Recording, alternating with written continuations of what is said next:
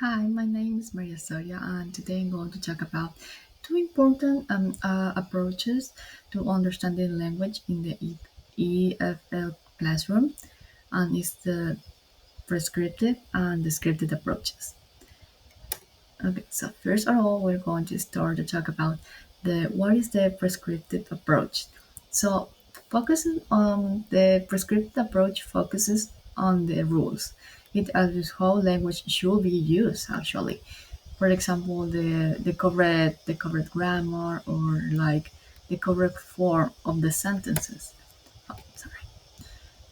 This approach is common in traditional grammar books, and it's like most of the textbooks we have this correct grammar, this correct way to write, speak, and read. So this is a type of teaching that most of our students or subjects we have in our lives. That is the correct form of the English.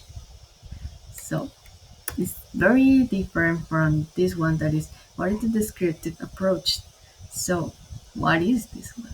So is this one doesn't actually judge you how you use the language because this language is actually used by the native speakers in real life. And actually it accepts variations like for example don't. For example, when people actually speak, it's like I don't know or I do know instead of I do not. That actually is the correct form. But in real life, we don't use it, right? But in the descriptive approach, we don't have a correct form. Instead of that, we follow more for we understand the dialects and we understand the evolution of the language.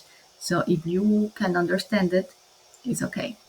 We don't actually have to follow the rules that is do not. You can use the don't or do know that is more informal. But how we use them in the EFL classroom, I mean, how we can use these two different forms to have a environment in the classroom. So for the standardized testing and writing essays, we use the prescriptive approach, but in the scripted, we use them to understand real life communications, real life conversations, because not all the people that we are going to meet in real life are going to use the correct form of the English like we know. Like we know that it's a subject, verb, and stuff like that. But in real life, they use contractions, they short the words, and we need to also learn that because maybe we are going to talk too formal to people that actually just want to talk in an informal way.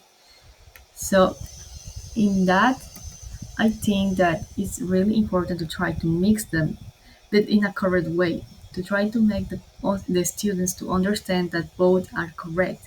They have their own space, and if we teach them in the correct way, they can use both in a way that they can understand.